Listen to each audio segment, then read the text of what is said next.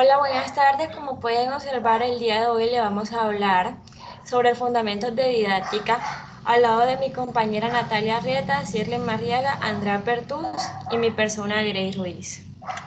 A continuación, van a ver los temas que vamos a aprender el día de hoy. Mi compañera Cirlen le va a contar lo siguiente. Por favor, sigue, Cirlen. Hola, buenas. En la noche de hoy vamos a hablar sobre la aproximación múltiple a la comprensión, sobre el autor Howard Gardner, que quiere decir la teoría de las inteligencias múltiples. Y como objetivo principal es fomentar la comprensión a partir de las diferencias de la inteligencia de los alumnos. Esto quiere decir que Gardner, un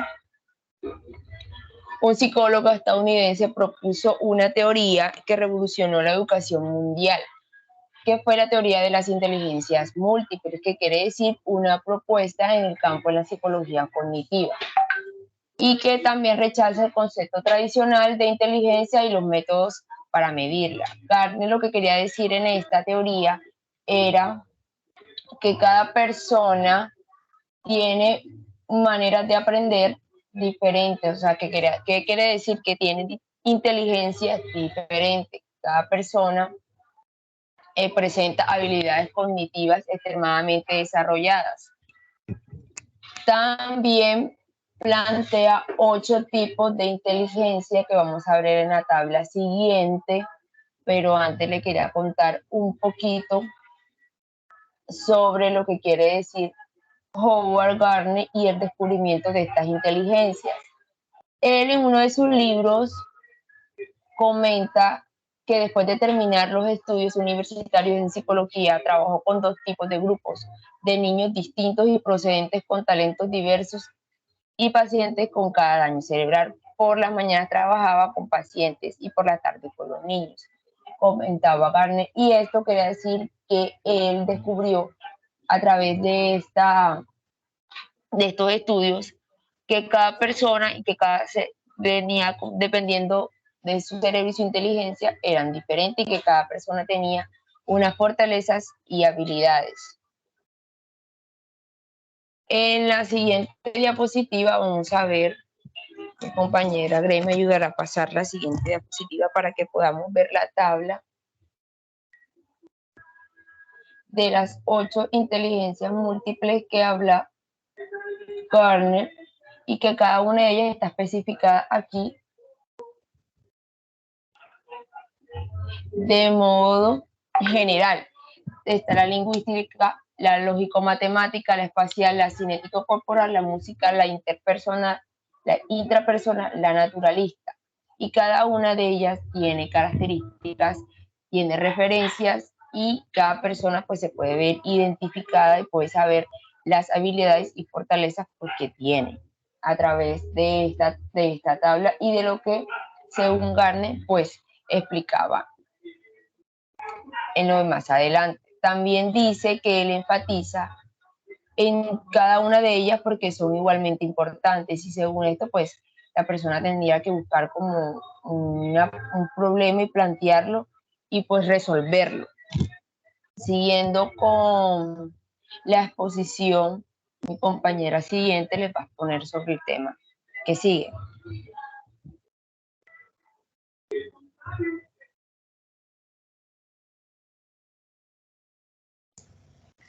Bueno, ahora le vamos a hablar sobre aprender a través de la práctica. Tenemos como objetivo principal crear alumnos con autonomía y con el conocimiento que puedan entender que también se puede aprender a través de un compañero. No le podemos negar la práctica a la importancia del momento de enseñar y la importancia que ésta tiene al momento de reforzar nuevos conceptos o los que aprendimos anteriormente. Aprender a través de la práctica nos da confianza en nosotros mismos. Ser capaces de desarrollar alguna actividad o habilidad que ya hayamos practicado nos da la sensación de confianza en nosotros mismos. Tenemos una frase corta que nos habla sobre la importancia de este. El conocimiento no tiene valor a menos que lo pongamos en práctica.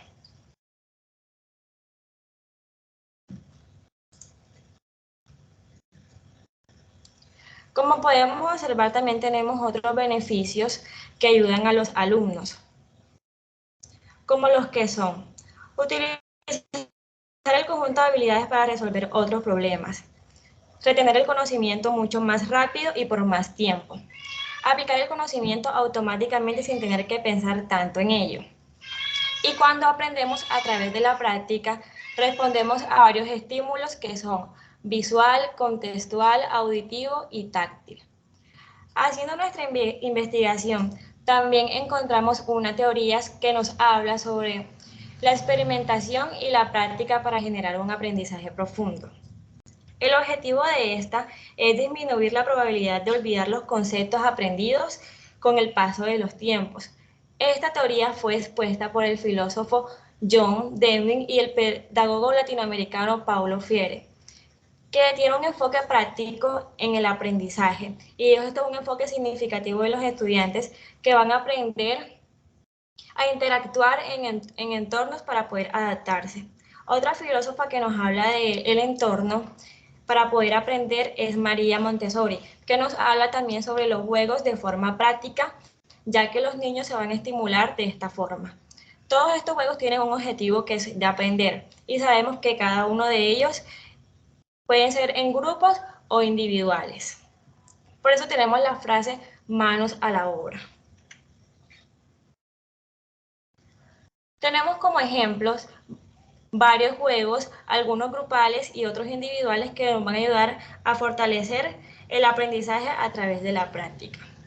Tenemos primeramente hacer manualidades. Este es un espacio en lo que los niños se van a sentir creativos, van a experimentar cosas nuevas y este es un espacio enriquecedor para ellos.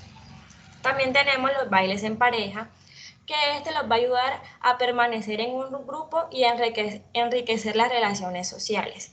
Y por último tenemos los circuitos de canicas. Uno de los más importantes, ya que va a estimular su imaginación, su concentración, el pensamiento matemático y físico. Igual que resolver algunos otros pequeños problemas que lo van a ayudar a aprender de forma práctica. Cada uno de estos con el objetivo de estimular cada una de sus habilidades psicomotoras. A continuación me va a hablar la compañera Natalia que les va a exponer uno de los otros temas. Muy buenas tardes.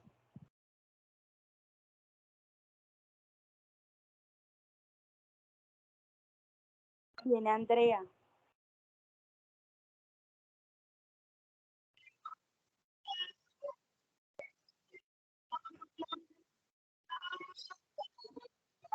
Ahora les vamos a hablar sobre los entornos de aprendizaje TIC y para esto va a intervenir nuestra compañera Andrea Pertús. Adelante, Andrea. Hola, en esta intervención quiero hablarles un poco sobre los entornos de aprendizaje abierto. Los entornos de aprendizaje abierto hoy en día son una manera de aprender diferente, podría decirse. El aprendizaje abierto es una nueva forma que hoy en día nosotros podemos tener acceso a ella para poder estudiar y aprender de manera distinta a como normalmente venimos acostumbrados. Se dice que esta surgió desde los años 1970 y lo que aporta esta a la educación es que el aprendizaje abierto puede llevarse a cabo a distancia, pero también puede realizarse en una sala de lectura repleta o en la clase. Puede ocurrir tanto si el alumno pertenece a un grupo como si está aprendiendo a su propio ritmo. Vemos que hoy en día estamos en la era de las tecnologías, entonces tanto las TIC como esta manera de aprender hoy en día pueden ser y pueden traer muchos beneficios tanto a los estudiantes como a nosotros como maestros. Creo que nos ayuda a poder formarnos como personas y a poder aprender mucho más de todo lo que ellas tienen para ofrecernos, ya que podemos acceder a ellas de manera gratuita. Y quiero hablar también un poco de lo que son sus ventajas. Vamos a estar hablando de lo que son las ventajas y una de ellas es que ofrece diferentes formas de interacción y comunicación entre los participantes. O sea que hay muchas maneras por medio de ella en que nosotros podemos comunicarnos con otras personas. Puede ser en tiempo real o algo no en vivo. La segunda es que las tecnologías informáticas en las que se desarrolla hacen que el entorno virtual de aprendizaje ofrezca una enorme flexibilidad a los participantes, permitiéndoles tomar parte del proceso en cualquier momento y desde cualquier lugar. El tercero es que es un soporte ideal para la comunicación e interacción entre docentes y alumnos. Un ejemplo de estas es Teams, en el cual nosotros podemos comunicarnos con nuestros alumnos y tenemos diferentes recursos con los que podemos llegar a ellos y enseñarles de manera significativa. Otra es que permite a cada alumno establecer su propio ritmo y estrategias de aprendizaje, fomentando la asignación automática de contenidos y la colaboración entre alumnos o la búsqueda adicional de contenidos que refuercen el aprendizaje. Y la última es que los contenidos didácticos disponibles se refuerzan y completan gracias a los contenidos multimedia que ofrece la enseñanza virtual, como pueden ser las imágenes, los videos, los audios, gráficos y actividades interactivas, etc. También quiero hablarles un poco acerca de sus características. Y las características que tiene el aprendizaje abierto o los entornos digitales es que se puede acceder a él en cualquier momento y desde cualquier sitio. Permite la flexibilidad del horario, la posibilidad del autoaprendizaje y permite la interacción y el trabajo con otros de manera cooperativa y colaborativa. Aquí también podemos reforzar, como lo dice la misma característica, la colaboración entre compañeros. Dice que también favorece la interacción entre los diferentes colectivos implicados sin la necesidad de coincidir en espacio y en tiempo. Y se dispone de contenido e información revelados a sus estudios. Como una conclusión acerca de este tema del aprendizaje abierto por medio de las TIC, es que hoy en día no solamente es valioso como una alternativa a una nueva oportunidad de formación, sino que de esta manera, pues como les decía al principio, ya que estamos en la era de las tecnologías, suele ser un método muy efectivo en la enseñanza y el aprendizaje de niños y creo que de personas de todas las edades, ya que incluso personal ya formado hoy en día se capacita en todo este tema de las tecnologías. Entonces, esa es la conclusión de este tema de los entornos de aprendizaje abierto. Va a pasar mi compañera Natalia, la cual nos va a hablar de otra de estos temas los cuales estamos tratando. Muy buenas noches, ¿cómo están? Mi nombre es Natalia Rieta y hoy les voy a hablar sobre los entornos de aprendizaje constructivo. Bueno, principalmente, ¿qué es el constructivismo? Esto lo tenemos que tener en cuenta para saber del tema en el que nos estamos desarrollando. El constructivismo es una teoría de aprendizaje donde el ser humano construye su propia concepción de la realidad en el mundo en el que vive, ¿cierto? Entonces, los entornos de aprendizaje esta teoría es muy conocida en el campo de la educación, no solo por diversos expositores como Piaget, Vygotsky y Brunner, sino entre otros más. También se conoce por las múltiples investigaciones y propuestas pedagógicas sobre el constructivismo. El aprendizaje constructivista es una teoría que se basa principalmente en la construcción del conocimiento y no en la reproducción. Es un aspecto esencial en el que se enfoca tareas auténticas, donde también tiene relevancia y la utilidad en el mundo real. La idea principal sobre este tema es que la teoría del aprendizaje se construye. La mente de las personas adquiere nuevos conocimientos tomando como base las enseñanzas anteriores adquiridas. Bueno, tenemos que tener en cuenta que el aprendizaje lo construye el estudiante y sobre todo el constructivista. El aprendizaje constructivista es activo, son donde los mismos alumnos son quienes construyen conocimientos por sí mismos. El estudiante selecciona y transforma la información, construye su hipótesis y toma sus propias decisiones. Cada individuo, según su propio ritmo, construye significados a medida que va aprendiendo, haciendo su propia información recibida. Este tipo de aprendizaje requiere una conceptualización con tareas significativas, en las cuales el estudiante aprende a resolver problemas con sentido.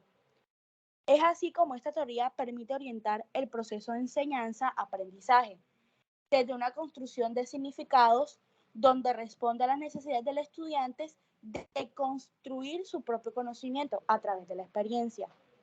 Cuando esta experiencia se da, se establece una estructura cognitiva donde se desarrolla esquemas, modelos mentales, los cuales van cambiando y se agradan y se vuelven más refinados al momento de ir construyendo su propio conocimiento.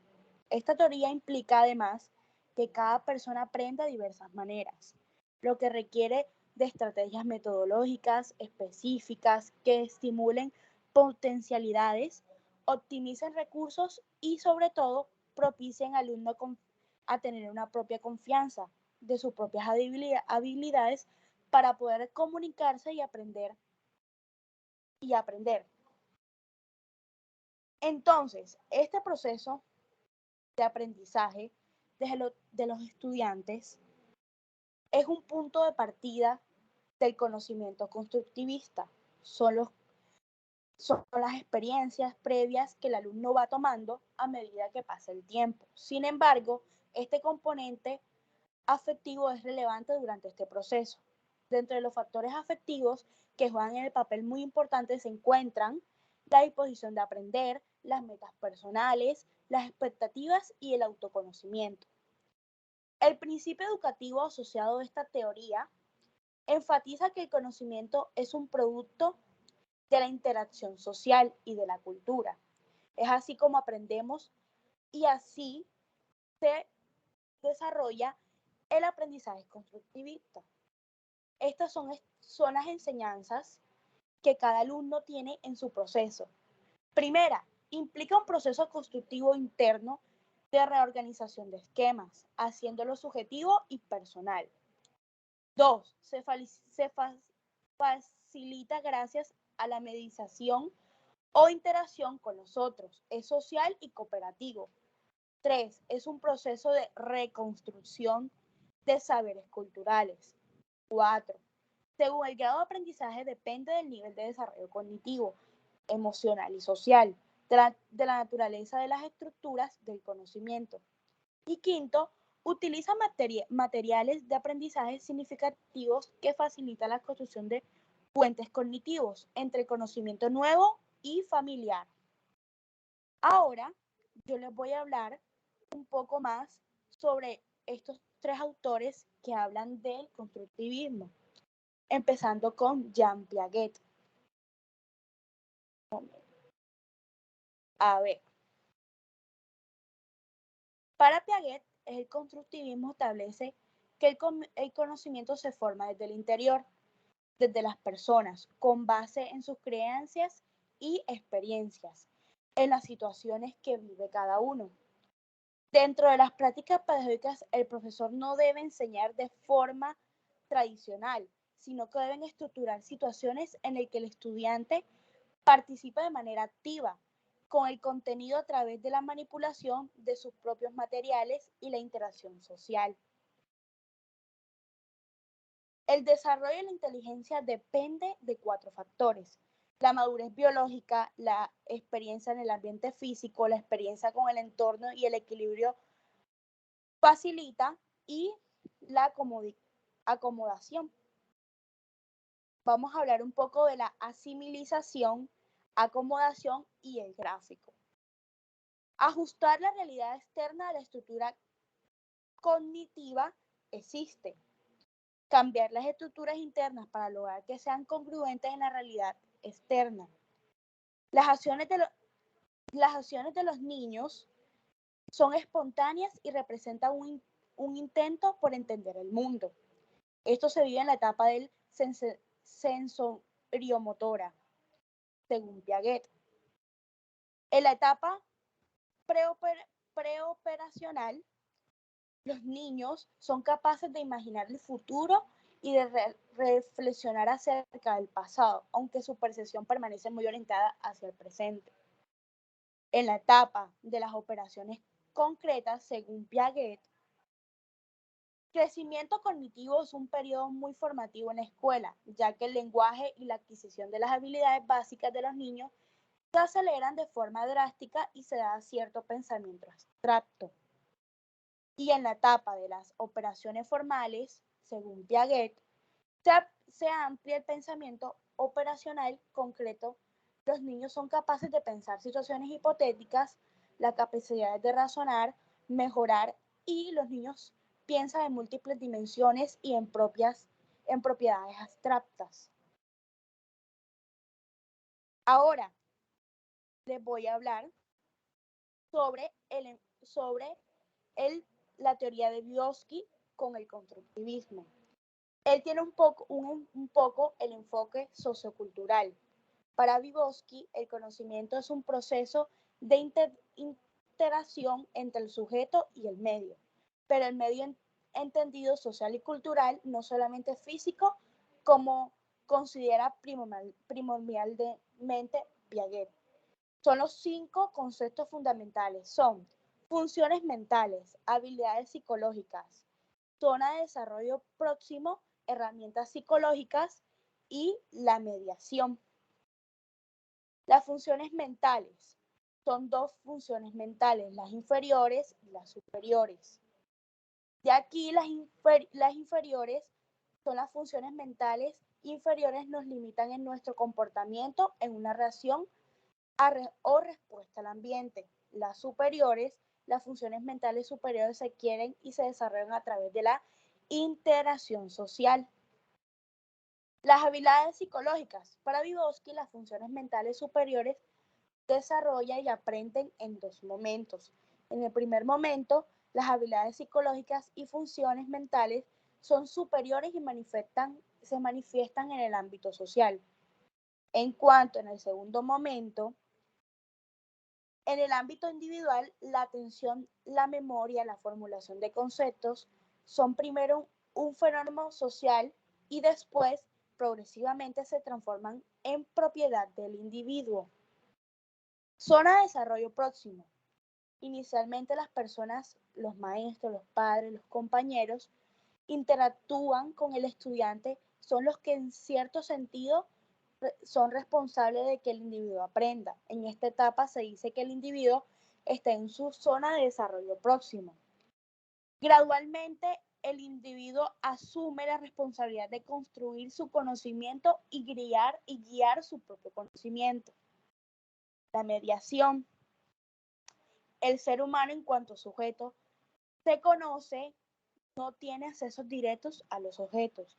El acceso en mediación a través de las herramientas psicológicas de que se dispone, y el conocimiento se adquiere y se construye a través de la interacción con los demás, mediada por la cultura y el desarrollo histórico y social. La aplicación. Son elementos de la teoría de Vygotsky. Pueden deducirse diversas aplicaciones concretas en la educación enumeradas brevemente. Según ellas, son puestas en el conocimiento, se construye socialmente. La zona del desarrollo próximo es la posibilidad de aprender con el apoyo de los demás. Si el conocimiento es construido a partir de la experiencia, es conveniente introducirlo en procesos educativos. Entonces, ahora, ya terminada de hablar sobre la teoría de Vygotsky, voy a hablarles también sobre la teoría constructivista de Jerome Bruner. Para Bruner,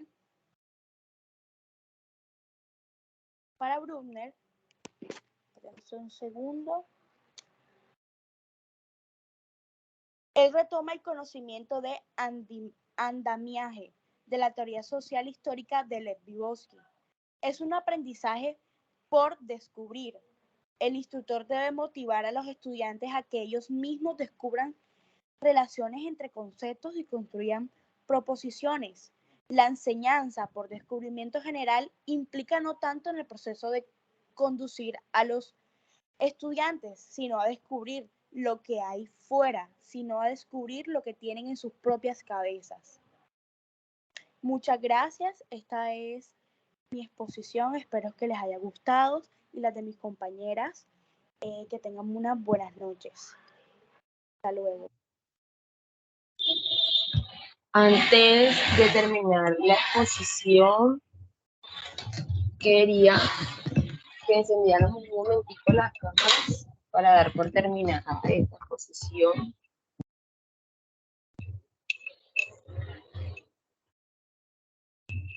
Entonces, niñas, vamos a encender las cámaras para saludar a la profe que nos vea.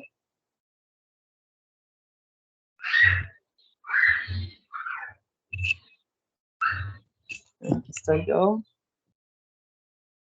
Hola, profe Natalia, Grace, Andrea. Y cuéntenme. Vamos a encender un momentico la cámara para que la profe nos vea y conste que nosotros la pusimos en la exposición. Buenas. Disculpen las partes. Estaba un poco nerviosa. Falta Grace. Está un poquito lento. Sí, es la red. Bueno, profe, queremos saludarla y queríamos pues, decirle que esta fue nuestra exposición y que pues espero que le haya gustado. Saluditos, niñas. Esperemos encontrarnos mañana.